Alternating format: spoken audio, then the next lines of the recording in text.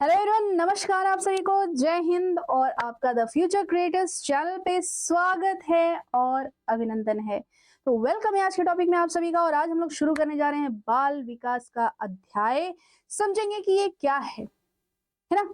और आपको पता है कि आपके जो एग्जाम्स हैं उसके मद्देनजर काफी महत्वपूर्ण विषय है ये आपका, जिसमें आपके बुक का नाम है, बुक का ही नाम है ना, बाल विकास और सीखने की प्रक्रिया। तो हम लोग इसको दो यूनिट में डिवाइड करेंगे। पहला जो इन्होंने कहा है बाल विकास, है ना। और लगाया क्या इन्होंने, और के बाद क्या लगाया, सीखने की प्रक्रिया अर्थात लर्निंग, अर्थात अधिगम के बारे में हम लोग चर्चा करेंगे। ठीक है, तो आपको दो टॉपिक्स इसमें मिलने वाले हैं और इसके अंतर्गत आपको कई अध्याय मिलेंगे, जिसको मैंने यहाँ पे बांटा हुआ है आपको समझाने के लिए कि किस तरीके से किन अध्यायों को हम लोग को पढ़ना है।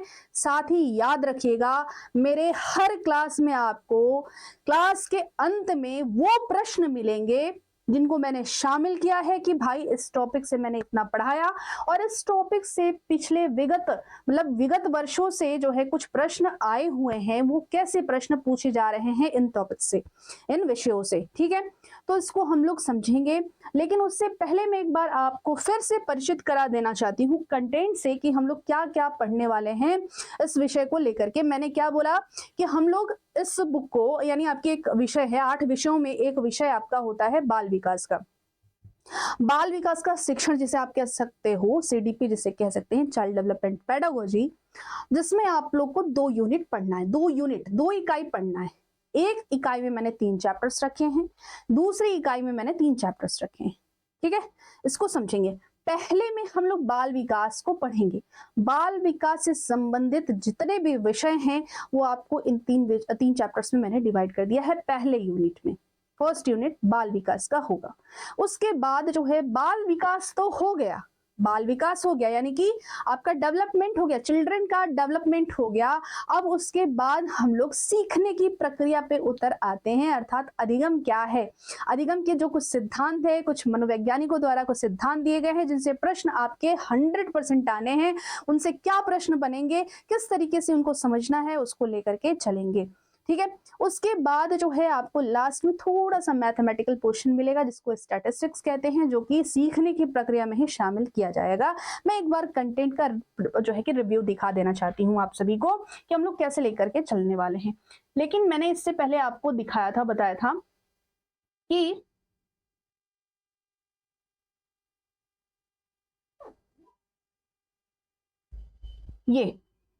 ये विषय हैं आपके, जिसमें हम लोग जो स्टार्ट करने जा रहे हैं वो बाल विकास, जिसको आपको पता है 50 अंकों का ये प्रश्न आपके एग्जाम में फर्स्ट सेमेस्टर में बनने वाला है। तो फर्स्ट सेमेस्टर के लिए आपको ये लेकर के चलना है।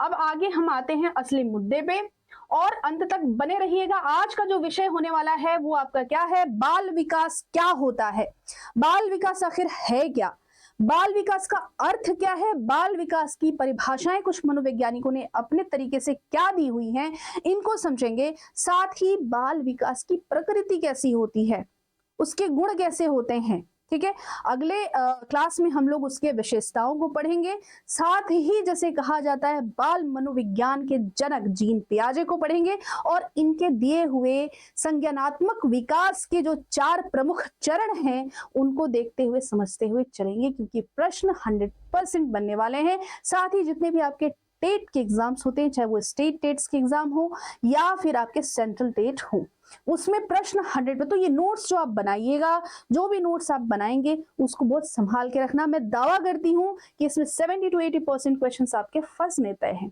ठीक है, तो नोट्स जितने भी आप लोग बीटीसी यानी कि डीएलएड के जो बनाने हैं आपको, आप लोग संभाल के आगे तक के लिए रख सकते हैं। ठीक है, हमारा जो नोट्स होगा, हम जो बताएंगे पढ़ाएंगे, इसी चीज को ध्यान में रखते हुए, क्योंकि आपको आगे कॉम्पिटिशन देना है, टीचर बनना है, तो उसके लिए फाइट तो करना पड़ेगा ना। तो उसके लिए उसी को ध्यान में रखते हुए सारे नोट्स तैयार करवाए गए हैं। ठीक है, अब हम लोग शुरू करते हैं। मैं एक बार बता दूं आपको, मैंने कहा कि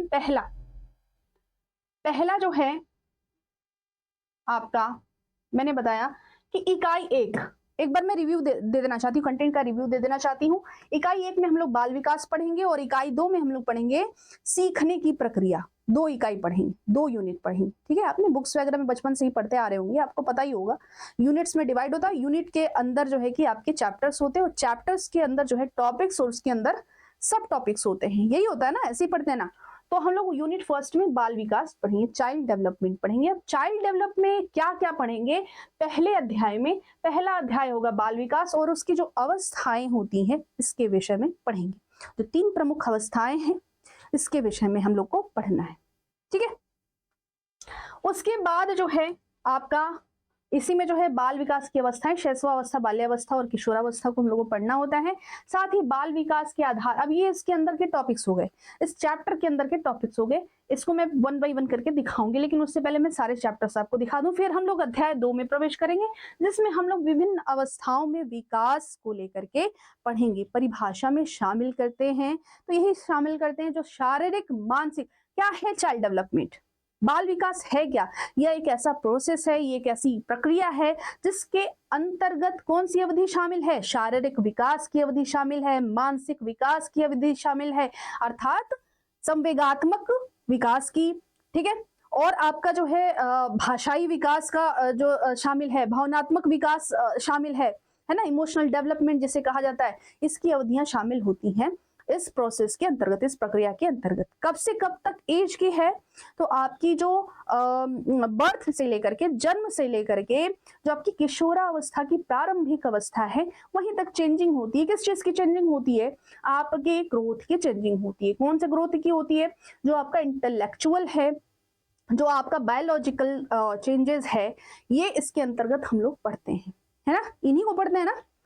उसके बाद जो है विकास में हम लोग क्या क्या पढ़ेंगे? कौन कौन सी चीज का, बच्चों का कौन कौन सा विकास पढ़ेंगे? शारीरिक विकास पढ़ेंगे, उसके बाद उनका दिमाग का विकास पढ़ेंगे, मानसिक, फिर उसके बाद संवेगात्मक विकास को पढ़ेंगे, जिसे इमोशनल डेवलपमेंट आप कह सकते हो, सामाजिक विकास पढ़ेंगे, भाषाई विकास पढ़ेंगे। उसके बाद सबसे इंपॉर्टेंट टॉपिक है ये आपका जीन पियाजे, जीन पियाजे, ठीक है। जीन पियाजे का सिद्धांत से प्रश्न आपका 100% बनता है। और आपको बता दें कि फादर ऑफ चाइल्ड साइकोलॉजी कहा गया है इतिहास में इन्हें, ठीक है।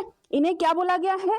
Father of child psychology. अगर आपसे कोई पूछे कि चाइल्ड साइकोलॉजी के फादर, जनक कौन है, बाल मनोविज्ञान के जनक कौन है, तो जीन पियाजे का नाम आता है। कहां से थे ये? स्विट्जरलैंड से। ये एक स्विस साइकोलॉजिस्ट थे, स्विट्जरलैंड से बिलोंग करते थे और ये काफी महान जिन्हें कहा जा सकता है कि इन्होंने सिद्धांत दिए हुए हैं।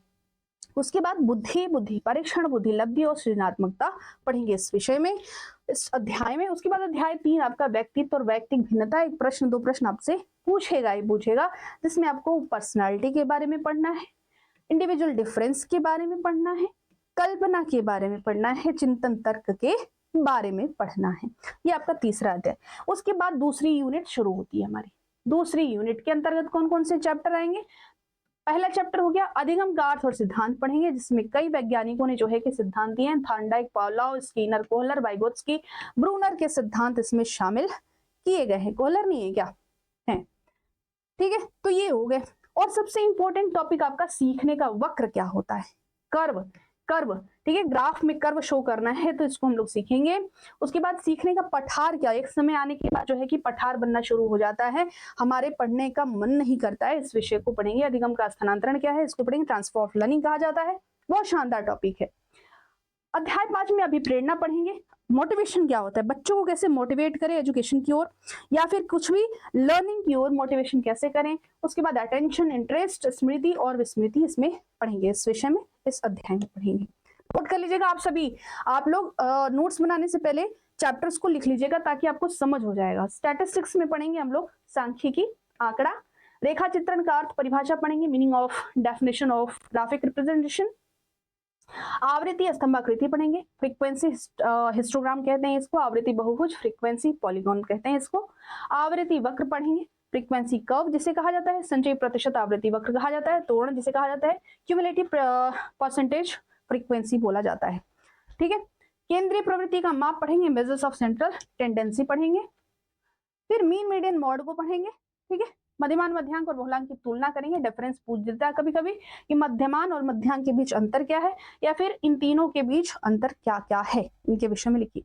तो ये हमारा कुल आपका मैंने एक बार रिव्यू दिखा दिया ना, कंटेंट्स रिव्यू दिखाना जरूरी था ताकि आपको आज से पता चल सके कि हम लोग क्या शुरू करने जा रहे हैं। चलिए, तो सबसे पहले शुरू करते हैं आज के टॉपिक को।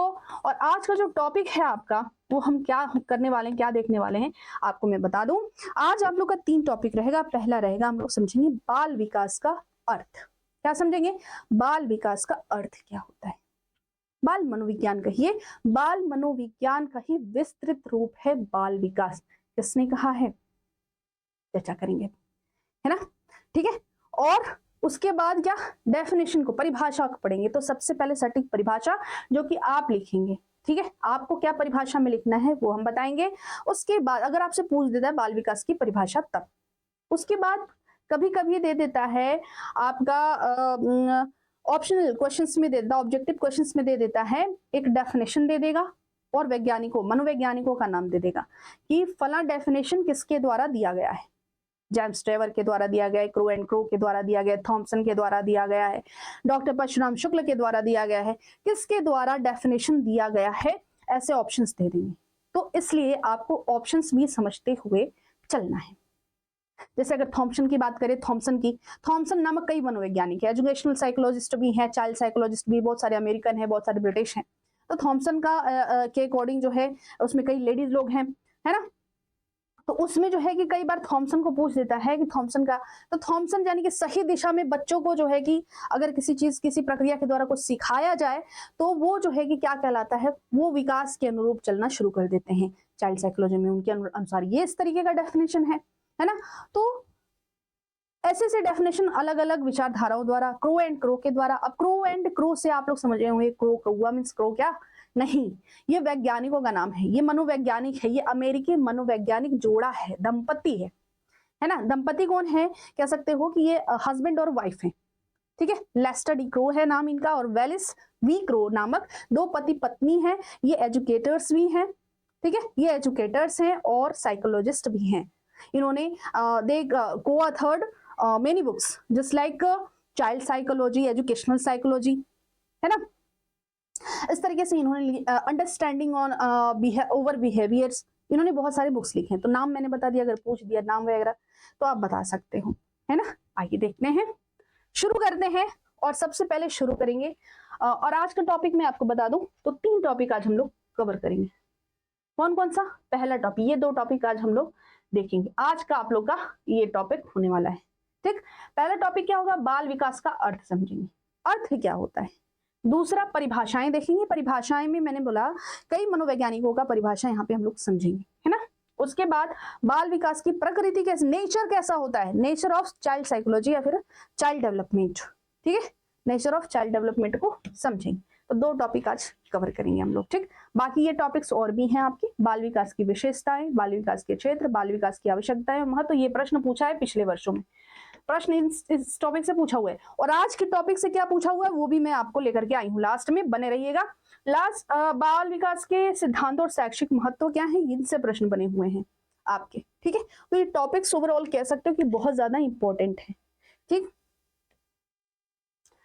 तो ये तो प्रकृति का विषय हो गया। आइए हम लोग शुरू करते हैं अर्थ से, ठीक है, बाल विकास का अर्थ। लेकिन उससे पहले मैं आप लोगों से कुछ बताना चाहती हूँ, इससे पहले मैं आप लोगों से कुछ बताना चाहती हूँ। क्या बताना चाहती हूँ? बहुत ही इंपॉर्टेंट चीज, इसको आप लोग नोट करिएगा, इसको मैंने लिखा नहीं है। देखिए, सबसे पहले बाल मनोविज्ञान को समझने से पहले हमें समझना होगा कि मनोविज्ञान क्या है। मनोविज्ञान क्या है? आज से लगभग 19वीं शताब्दी से पहले तक ये किसी विशेष के रूप में नहीं जाना जाता था। इसमें कोई मतलब ऐसा नहीं था कि इसके पहले जैसे कि फिजिक्स, केमिस्ट्री, बायो है, मैथ्स है और लिटरेचर्स हैं, तो उन जैसे एक विषय हो जाता है ना, वो ऐसा कोई विषय 19वीं शताब्दी तक नहीं था। इस चीज को समझिएगा। ये विषय कब जुड़ा? 19वीं शताब्दी के मध्य में इस विषय को जोड़ा गया और सबसे पहले मनोविज्ञान का नाम आता है। देखिए इससे पहले जो आपके जितने विचारक थे, थिंकर्स हैं, वेस्टर्न थिंकर्स हैं, जैसे कि आपके अरस्तु हैं, रूसो हैं, प्लेटो हैं, इन्होंने तो बोला है, मन के विषय में बोला है, विचार के विषय में बोला है, आत्मा के विषय में बोला है, व्यवहार के विषय में बोला है। ये अलग अलग इंडिविजुअल जो है कि डेफिनेशंस देते थे कि मन क्या है, विचार क्या है, व्यवहार क्या है, ऐसे जोड़ते थे, है ना। आत्मा क्या, परमात्मा, ये सारे चीजों पे इन लोगों का, ये दर्शन शास्त्री थे, तो ये दर्शन के रूप में इसको, फिलॉसफी के रूप में इसको ऐड करते थे। चीजों, इसका बैकग्राउंड समझिएगा मनोविज्ञान का, है ना। तो इस विषय में इस चीज को देखा जाता था। लेकिन इसी बीच 19वीं शताब्दी के मध्य में, यानी कि 1879 में, 1879 में एक मनोवैज्ञानिक आते हैं और इन्होंने एक साइकोलॉजिकल लैबोरेटरी जो है स्टैब्लिश किया। कहां पे? लिप्जिग में। कहां पे? लिप्जिग में, जो कि जर्मनी स्थित है। जर्मनी नामक किसने, अब किसने किया? विल्हेम, क्या नाम था उनका? देखिए मैंने क्या नाम लिया, मैंने मध्य में नाम लिया ना, मध्य 19वीं शताब्दी, याद रखिएगा 19वीं शताब्दी से पहले इसका कोई चर्चा नहीं था, ठीक है। 19वीं शताब्दी से पहले इसका कोई चर्चा नहीं था, ठीक।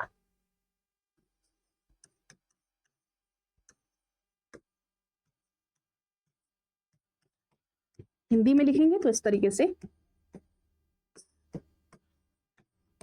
लिख सकते हैं, ठीक। इसको पॉइंट बना लीजिएगा। कब? 1879 में एक laboratory, psychological laboratory,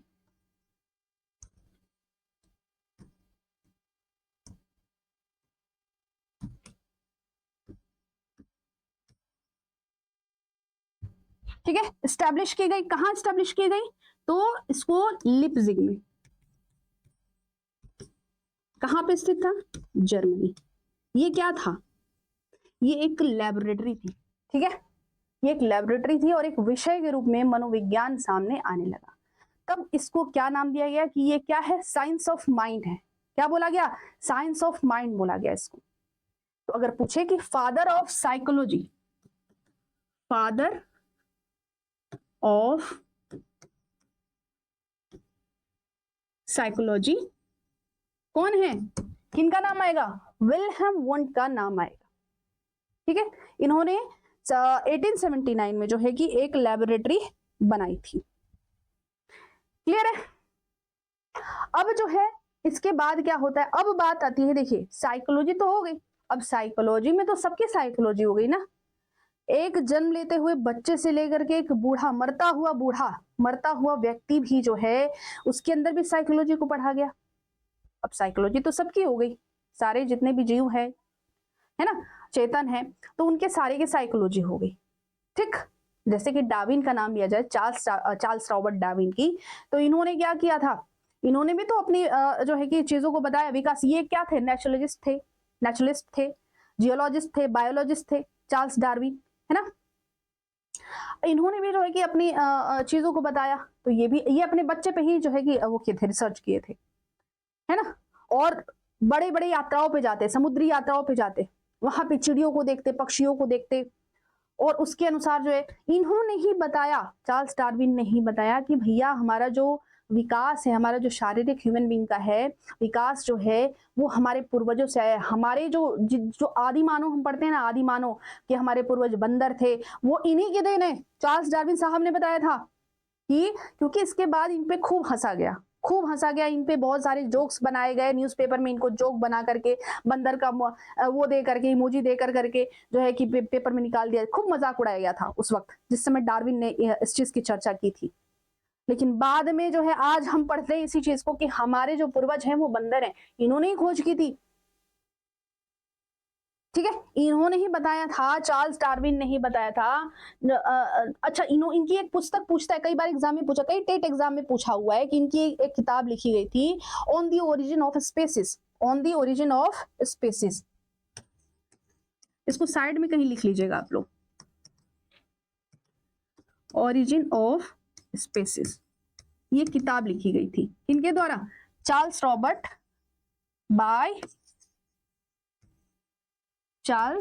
Robert Darwin के द्वारा। ठीक है, अब इन्होंने कई जो है कि विचार दिए। अभी इन्हीं को कौन कौन फॉलो करता है? आप जब आगे चलोगे, आगे चल करके पढ़ोगे तो जो है सिगमंड फ्राइड का नाम सुनेंगे, विलियम जेम्स का नाम सुनेंगे। ये मनोवैज्ञानिक थे, सिगमंड फ्राइड, विलियम जेम्स, ये इनके बहुत बड़े शिष्य थे। ये इन्हीं को फॉलो करना शुरू कर दिए, इनको फॉलो करना शुरू कर दिए, है ना, क्योंकि इन्होंने बहुत से ऐसे, क्यों देखिए मनोवैज्ञानिकों के रूप में तो इनका नाम नहीं, लेकिन डेफिनेशन अभी आएगा, डार्विन का डेफिनेशन आएगा चाइल्ड साइकोलॉजी को लेकर के, इसलिए मैं डार्विन का नाम ले रही हूँ। ठीक है, तो इस तरीके से तो अब जो है कि विचार बनने लगे कि भाई अब क्या, तो बाल मनोविज्ञान आया। उसके बाद क्या आया? मनोविज्ञान में भी बाल मनोविज्ञान आया, जिसके पिता कौन बने? जिसके पिता किसको बोला गया? तो जीन पियाजे को बोला गया। किसको बोला गया? जीन पियाजे को बोला। जीन पियाजे को क्या माना जाता है? 1896 में इनका बर्थ होता है और ये एक स्विस साइकोलॉजिस्ट थे। ठीक है,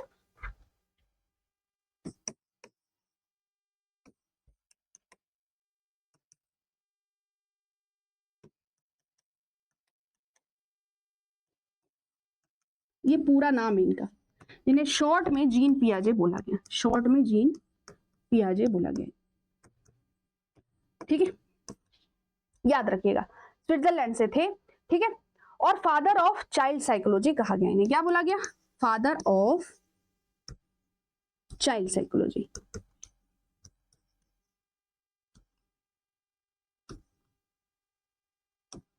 याद रखिएगा। ठीक, जन्म कब होता है? 1896 में जन्म हुआ है।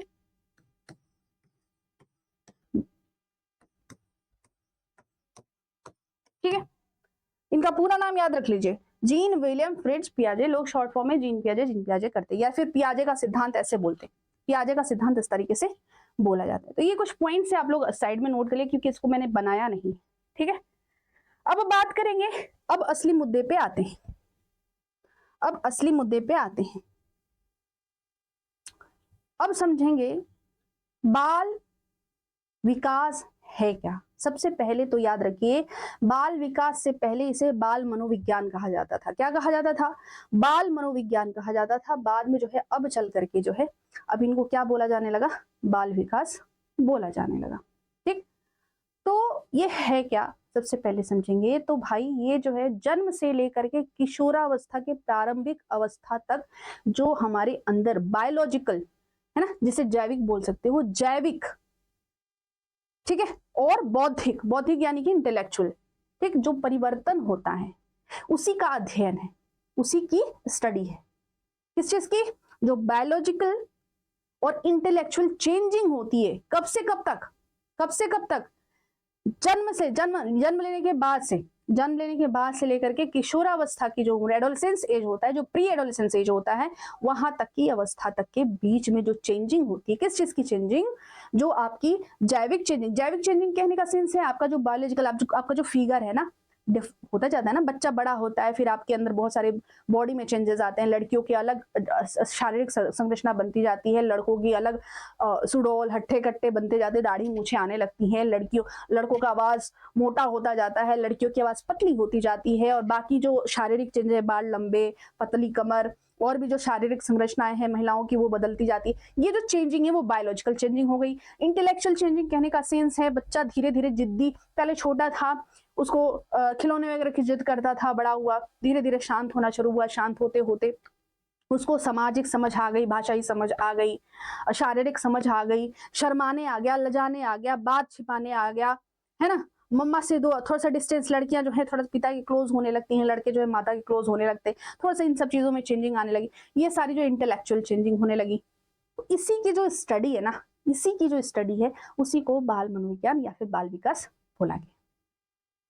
इसके अंतर्गत कौन कौन सी अवधि शामिल है? कौन कौन सी अवधि शामिल है याद रखिएगा। तो शारीरिक विकास की अवधि शामिल है। कौन कौन सी विकास की? शारीरिक विकास की, है ना, शारीरिक विकास की अवधि शामिल है।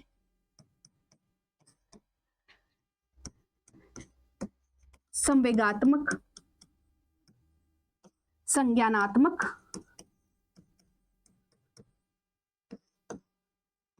सामाजिक, ठीक,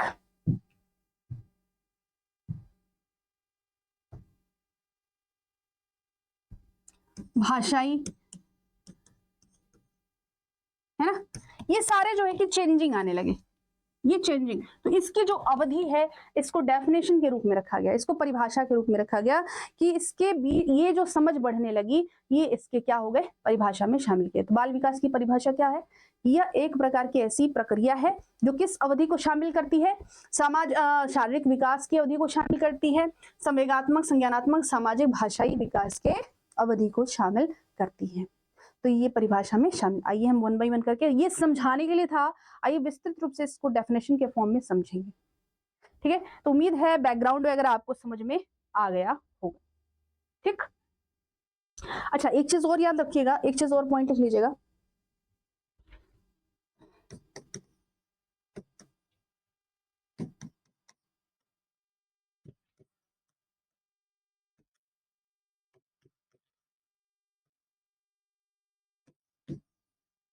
कौन थे, कौन है, और आधुनिक भारत का भी बोला गया इनको। ठीक है, कौन है, डॉक्टर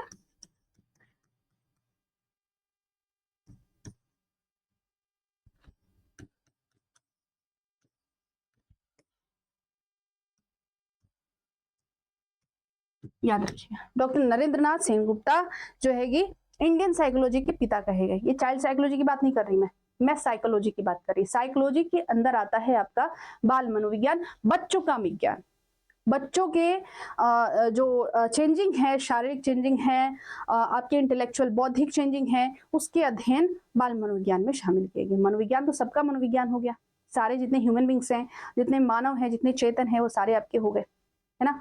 लेकिन इसमें जो उसके अंतर्गत आता है बाल मनोविज्ञान, तो उसको हम लोग पढ़ेंगे। आई, ये तो हो गया कुछ बेसिक पॉइंट्स।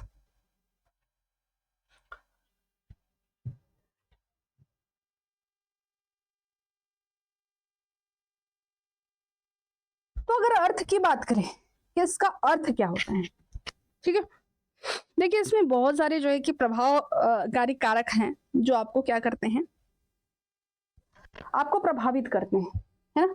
इसमें कई नैतिक विकास का सिद्धांत भी शामिल है ना, नैतिकता आने लगती है बच्चों में, सामाजिक विकास का सिद्धांत, सामाजिक अधिगम का सिद्धांत, सामाजिक सांस्कृतिक सिद्धांत, वाइगोत्स्की का जो सिद्धांत है, इस सभी शामिल किए गए इसमें, है ना, आपके बच्चों को जो है कि उसमें डेवलपमेंट में। आइए तो अर्थ में अगर आएंगे कि इसका अर्थ क्या है, तो इसका अर्थ है जन्म से लेकर के किशोरावस्था के अंत तक बच्चों में होने वाले जैविक और बौद्धिक परिवर्तनों का अध्ययन, यानी कि study of changes of biological and intellectual development. ठीक है, इस चीज को शामिल किया गया, इसके विकास को, इसके परिवर्तन के विकास को शामिल किया गया। कब से, from birth to end of adolescence age, birth से लेकर के एडोलेसेंस एज तक के बीच के जो जैविक परिवर्तन हुए, बौद्धिक परिवर्तन हुए, इसके अध्ययन को बाल विकास बोला गया। ठीक है, ये हो गया इसका अर्थ। अर्थ में अगर पहला टॉपिक क्लियर हो गया, आपका पहला टॉपिक क्लियर हो गया। अब आएंगे परिभाषाएं। परिभाषाएं किसने क्या बोला, और सबसे पहले अपनी परिभाषा रखेंगे। यह शारीरिक, संज्ञानात्मक और सामाजिक विकास की अवधि है, जाहिर सी बात है। परिभाषा में आएंगे तो बाल विकास बच्चों में शारीरिक, संज्ञानात्मक जैसे कॉग्निटिव बोला जाता है, मानसिक बोल सकते हो तो इसमें कोई दिक्कत नहीं होगा, सामाजिक विकास की प्रक्रिया है। यह जन्म से शुरू होकर प्रारंभिक वयस्कता तक जारी, प्रारंभिक वयस्कता कहने का सेंस यहाँ पे एडल्टहुड यानी 18-19 साल तक जो है आप एडल्टहुड में एंटर कर जाते हैं। उसके पहले जो चेंजिंग, उसकी पहले चेंजिंग बनी रहती है, क्योंकि उसके बाद आपका ना शारीरिक विकास होना है, ना अलग तरीके का विकास होना है। जो आपके दिमाग में बैठ गया, जिस तरीके का आपका बनना बिगड़ना है, आपको डॉक्टर बनना, इंजीनियर बनना है, जो भी चीजें बननी है वो आपने तय कर ली सेज तक। इनके बीच की जो अवधि है, विकास हुआ आपका, वो बाल मनोविज्ञान में शामिल किया जाता है। ध्यान समझना, इसी एज के बीच, शैशवावस्था से लेकर जन्म से लेकर के जो आपकी एडल्टहुड की स्टेज है, एंड ऑफ एडल्टहुड कहिए, फिर प्री स्टेज ऑफ एडल्टहुड कहिए तो भी गलत नहीं होगा। इसके बीच की जो चेंजिंग है उसका स्टडी, ठीक, उसके जो विकास हुए, सामाजिक विकास हुए, संज्ञानात्मक विकास हुए, संवेगात्मक विकास हुए, भाषाई विकास हुए, ये परिभाषा में शामिल कर लीजिएगा। इसको लिख लीजिएगा, इसको याद कर डालिएगा। मुझे उम्मीद है समझ में आ गया होगा, है ना। अब बात करेंगे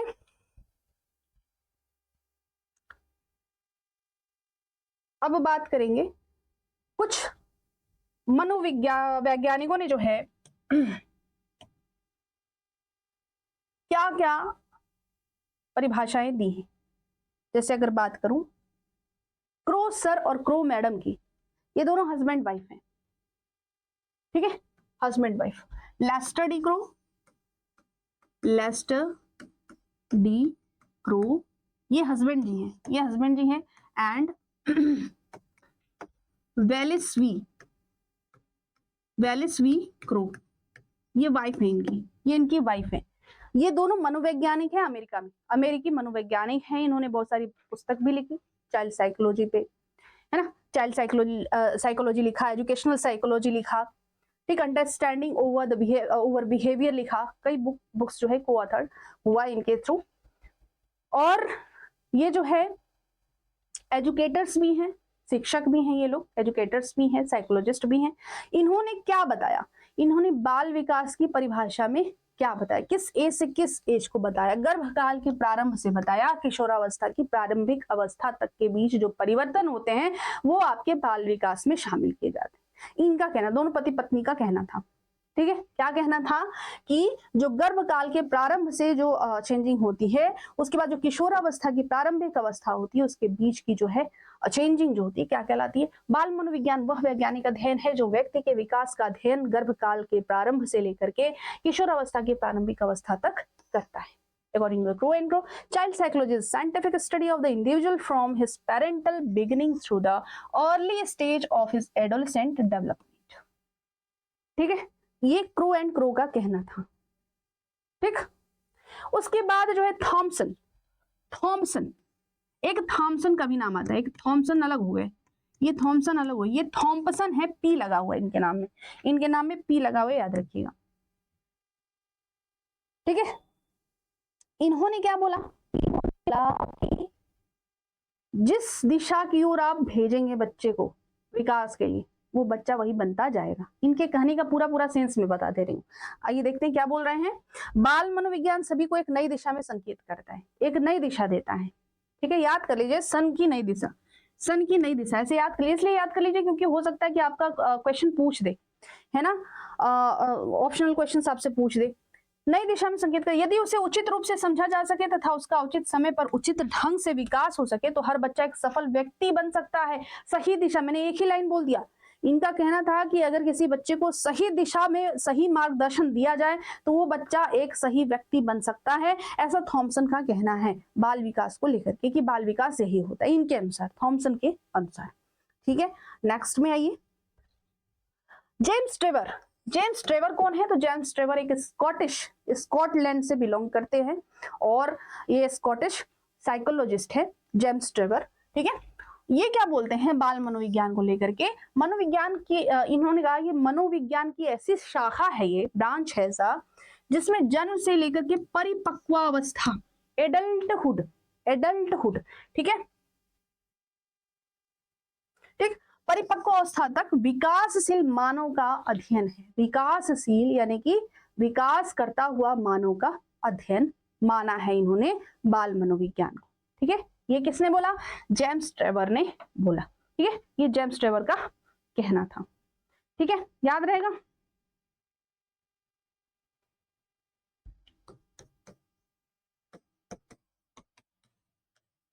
ये है नहीं अभी, ये है नहीं, ठीक है। 1873 में जन्म हुआ इनका, 1950 में ये दुनिया से चले गए, ठीक है। अकॉर्डिंग टू जेम्स ट्रेवर, तो child development is a branch of psychology which studies the human being in development from birth to maturity. अच्छा, डार्विन के विषय में अभी भी हमने चर्चा किया, चार्ल्स डार्विन को लेकर के। तो ये एक नेचुरलिस्ट थे, ये साइकोलॉजिस्ट नहीं थे, लेकिन इन्होंने उस पर चर्चा किया है, इसी वजह से इनके विचारों को भी शामिल, क्योंकि बहुत सारे हमारे जो मनोवैज्ञानिक है, जैसे मैंने अभी भी विलियम जेम्स का नाम लिया, सिगमंड फ्राइड का नाम लिया, इनके शिष्य रहे, इनको फॉलो किया उन्होंने, तो इस वजह से जो है इनका नाम आता है। और ये इनका कहना था कि जो इवोल्यूशन हुआ है, इवोल्यूशन बाय सिलेक्शन,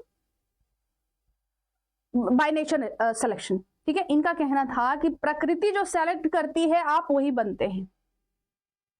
जो इंसान ग्रोथ कर रहा है, विकास कर रहा है, उसका रीजन किसको माना इन्होंने, प्रकृति को माना है, प्राकृतिक चयन को इन्होंने माना है, ठीक है, विकास का उद्गम का आधार किसको माना? प्राकृतिक। ये पूछा गया क्वेश्चन है, याद रखिएगा, टेट के एग्जाम में पूछा गया क्वेश्चन है, ठीक है। इवोल्यूशन बाय नेचर सिलेक्शन, ठीक है, तो इस तरीके से पूछा गया है। तो ये हो गया आपका। तो इनका क्या कहना था? बाल विकास व्यवहारों का वह विज्ञान है जो बालक के व्यवहार का अध्ययन गर्भावस्था से मृत्यु पर्यंत तक करता। मृत्यु पर्यंत तक इन्होंने शामिल किया है, मरने की अवस्था तक। बच्चा तो अब कम एज में भी मर सकता है, बूढ़ा होकर भी मर सकता है। किस चीज को इन्होंने बोला आई डोंट नो, लेकिन पैदा होने से लेकर के मृत्यु तक के सफर को बताया है कि वो व्यवहार का अध्ययन है। क्या? बाल विकास। किसके अनुसार? डार्विन के अनुसार, ठीक है। इस चीज को याद रखना है आपको। बाकी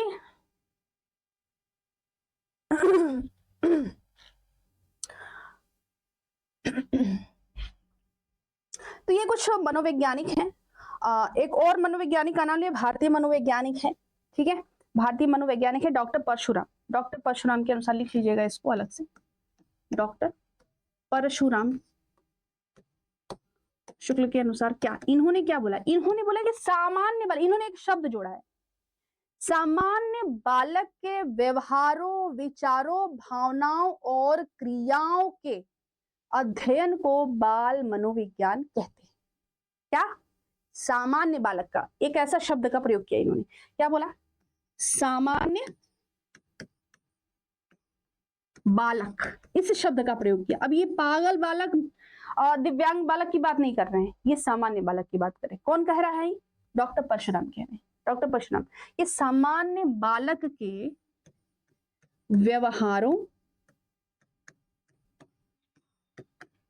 विचारों, भावनाओं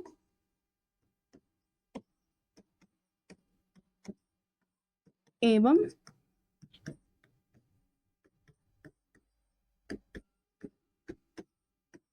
क्रियाओं का अध्ययन।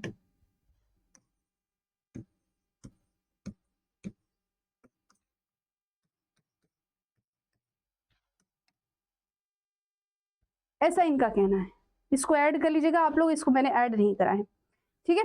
तो ये हो गया आपका इनके अनुसार। तो ये कुछ परिभाषाएं थे, इनको आप लोग याद कर लीजिएगा, हो सकता है आपके एग्जाम में पूछ दे, है ना। तो दो चार इंप्रेसिव बनाने के लिए, आंसर्स इंप्रेसिव बनाने के लिए आप दो चार इनमें से उठा करके ऐड भी कर सकते हो, लिख भी सकते हो। जैसे कि हमारी परिभाषा ये हो गई, आप अपनी परिभाषा डाल दिए। और जैसे कि क्रू एंड क्रो के अनुसार, थॉमसन के अनुसार, जेम्स ट्रेवर के अनुसार, डार्विन के अनुसार, डॉक्टर परशुराम के अनुसार, कुछ ऐसे एक दो डेफिनेशन डाल देने से थोड़ा सा आंसर इंप्रेसिव हो जाता है, ठीक है। आप लिखने का भी तरीका मैं बताते चलूंगी कि आपको एग्जाम में कैसे लिखना है, ठीक है। तो ये कुछ लोगों का नाम आप लोग लिख लीजिएगा। अब असली मुद्दे पे आते हैं। ये तो हो गई हमारी क्या परिभाषाएं, ये हो गई परिभाषाएं। हमारा ये टॉपिक क्लियर हो गया, हमारा ये टॉपिक क्लियर हो गया, ठीक।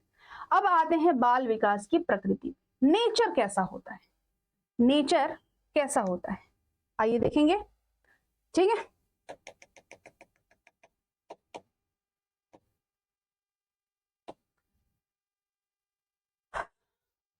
नेचर ऑफ चाइल्ड डेवलपमेंट, कैसी होती है प्रकृति इनकी, समझेंगे। तो पहली प्रकृति का आप लोग वर्णन कर लीजिए, देख लीजिए कि मनोविज्ञान में विभिन्न प्रकार के प्राणियों के व्यवहार का वैज्ञानिक अध्ययन किया जाता है। तो जाहिर सी बात है, ये अभी मैं तब से रट रही हूँ, यही तो रट रही हूं मैं, यही बता रही हूँ ना।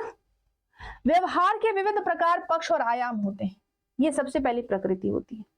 पहली प्रकृति हो गई कि इसके कई पक्ष होंगे, इसके कई आयाम होंगे, कई डायमेंशंस होंगे, है ना, और कई प्रकार होंगे, ठीक। इस शाखा में मानव के गर्भकालीन अवस्था से लेकर के युवा अवस्था तक के विकासशील व्यवहारों का अध्ययन किया जाता है। तीसरी प्रकृति हुई इसकी, क्या तीसरी प्रकृति हो गई इसकी, ठीक। यहाँ विकास से आशय मानव की जैविक संरचना और मनोवैज्ञानिक प्रक्रियाओं में होने वाले क्रमिक विकास या फिर क्रमिक परिवर्तन से है। मैं बार बार बोल रही हूँ, शुरू में ही मैंने डेफिनेशन में बता दिया, जो जैविक प्रक्रिया है, अर्थात यहाँ पे बोल रहा है जैविक संरचना, और मनोवैज्ञानिक प्रक्रिया कहने का सेंस क्या हो गया, इंटेलेक्चुअल यानी कि बौद्धिक प्रक्रिया। इसी में जो परिवर्तन है उसी का अध्ययन है। मैं जो डेफिनेशन बताया उसको आप प्रकृति में भी लिख सकते हैं। आंसर अगर पूछते, क्वेश्चन आपसे पूछ दे रहा है तो आप ऐसे लिख सकते हो। अगली प्रकृति क्या है? भिन्न भिन्न विकास अवस्थाओं में प्राणी के व्यवहार में होने वाले इन परिवर्तनों की गति व मात्रा में विविधता पाई जाती है। जाहिर सी बात है भाई, हो सकता है एक बच्चा छोटा है और चंचलता ज्यादा कर रहा है, खूब ज्यादा कर रहा है, ऐसा तोड़फोड़ कर रहा है कि घर को नाश दे रहा है एकदम से। धीरे धीरे वो बाल्यावस्था में आता है, 7 से ऊपर जाना शुरू करता है, 5, 6, 7, 8, बच्चा शांत होता जा रहा है, बच्चा शांत होता जा रहा है। अब वो सीरियस हो रहा है, अब उसको सामाजिक समझ आ गई, उसको उसके अंदर जो है कि नैतिक विकास होने लगा है, उसको उसके अंदर विवेक आने लगा है। अब वो औपचारिकता की ओर बढ़ रहा है, अमूर्त संक्रियात्मक अवस्था की ओर बढ़ने जा रहा है।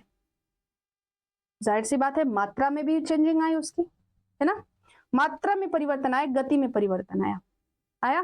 तो ये प्रकृति ये भी शामिल कर लीजिएगा। बाल विकास की एक प्रकृति ये भी है, चाइल्ड डेवलपमेंट की ये प्रकृति शामिल हुई ना। उसके बाद साखीय परिवर्तन अभिवृद्धि सुरक्षा और ह्रास सूचक भी होता है। क्या होता है समझो इस लाइन को, परिवर्तन, चेंजिंग, अभिवृद्धि यानी कि ग्रोथ, सुरक्षा, सिक्योरिटी, ह्रास यानी कि हैरेसमेंट सूचक भी होते हैं। ठीक है,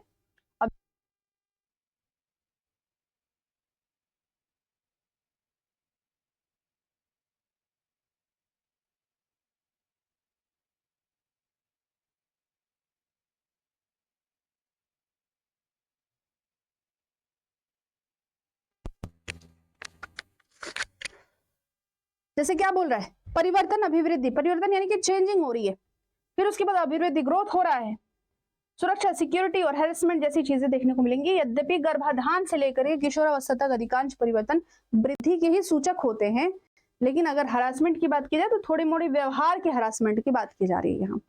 तो एक प्रकृति बाल विकास की आपकी ये भी हो सकती है। ठीक है, एक बार इस तरीके से आप लोग देख लीजिए।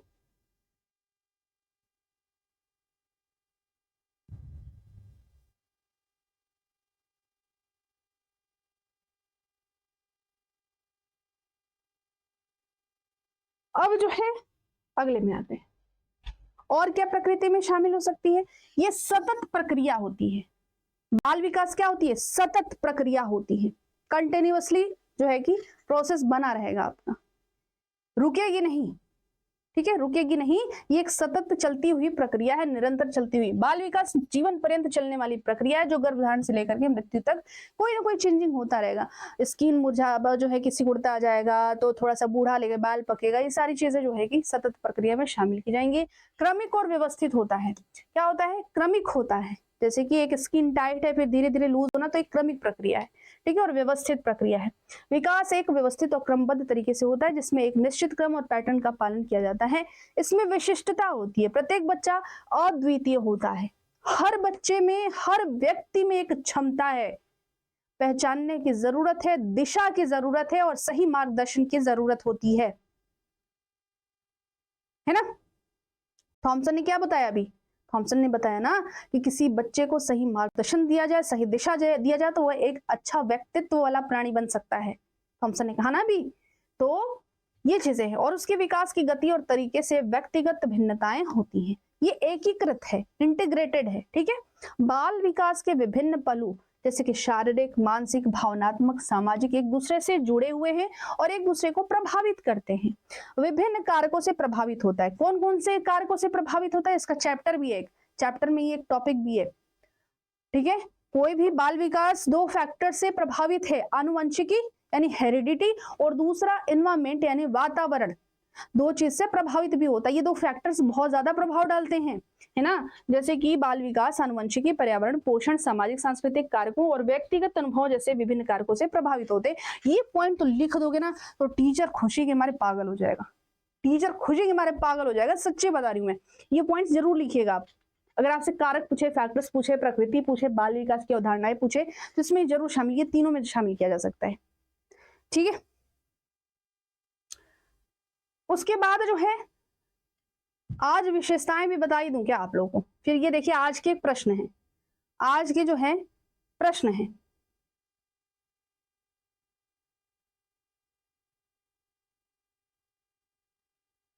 चलिए विशेषता भी देख लीजिए, विशेषता भी देख लीजिए।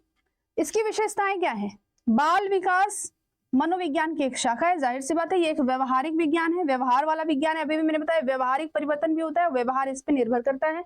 यह विधायक और नियामक होता है, पॉजिटिव भी होता है और नॉर्मेटिव भी होता है, ऐसा विज्ञान है। ये विशेषताएं हैं इसकी। प्रकृति दूसरी चीज थी, वो उसका गुण था, ठीक है, वो प्रॉपर्टी थी, और ये जो है कि स्पेशलिटी है, इसकी कैरेक्टरिस्टिक्स हैं।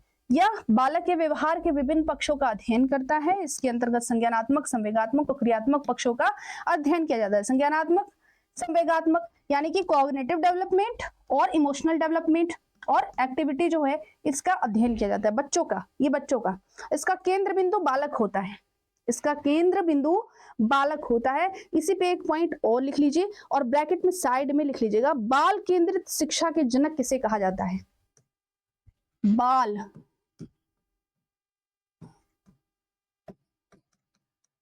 केंद्रित शिक्षा के जनक किसे कहा गया है? किसे कहा गया है?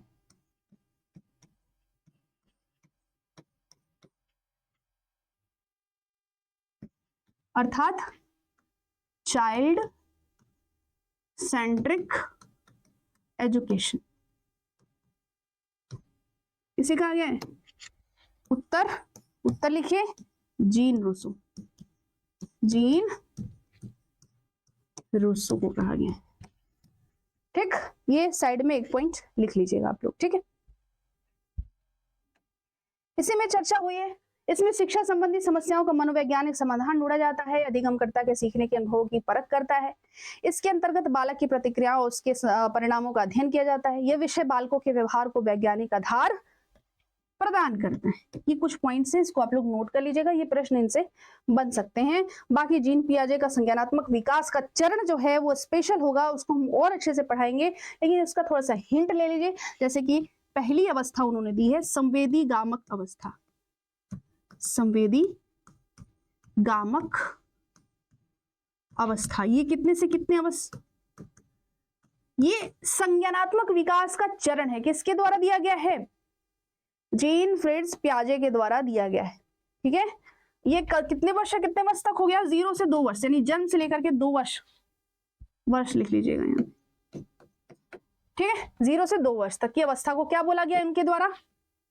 संवेदी गामक अवस्था, जिसे सेंसरी मोटर स्टेज भी कह सकते हो आप, सेंसरी मोटर स्टेज। 0 से 2 वर्ष। अगली अवस्था क्या थी? पूर्व संक्रियात्मक अवस्था। अगली अवस्था क्या नाम है उनका?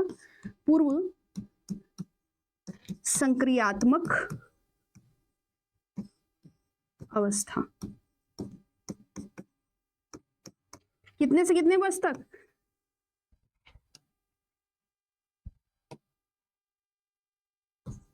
2 से 7 वर्ष, 2 से 7 वर्ष। प्री ऑपरेशनल स्टेज कहा गया। क्या बोला गया? प्री ऑपरेशनल स्टेज बोला गया। इसमें बच्चा क्या करता है? इसमें बच्चा क्या करता है? इसे सेंसरी मोटर क्यों बोला गया? क्योंकि धीरे धीरे हाथ पैर घुमाना, सर झटकना, ऊपर नीचे जो है करना, ये सब सीखता है। चलना दौड़ना गामक है, ये मोटर स्टेज है, आपको मोटर बनाता है। तो 0 से 2 वर्ष की अवस्था बोली गई। फिर बोला कि भाई 2 से 7 वर्ष तक की अवस्था प्री ऑपरेशनल बोला गया। इसका ऑपरेशन मतलब बच्चे जो है सीखना, धीरे धीरे जो है सीखना शुरू करते हैं, ठीक है, नकल उतारना शुरू करते हैं, ठीक, जिद करना, ईगोसेंट्रिक होते हैं। ईगोसेंट्रिक होता है बच्चा, मुझे ये सामान दिला दो, ये मेरा है, ये तुम्हारा नहीं है, मैं नहीं दूंगा, मुझे चॉकलेट दो। इस तरीके की चीज एक्टिविटी जो है 2 से 7 वर्ष तक का बच्चा करेगा। उसके बाद जो है तीसरी अवस्था क्या हो गई? Concrete operational. उसके बाद क्या हुआ?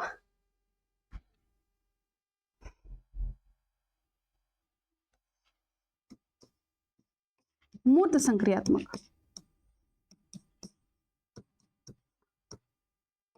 क्या बोला गया इसको? कॉन्क्रीट ऑपरेशनल बोला गया। Concrete operational. अब बच्चा देख करके सीख रहा है, ठीक है, 7 से 11 वर्ष। 7 से 11 वर्ष। उसके बाद अब बच्चा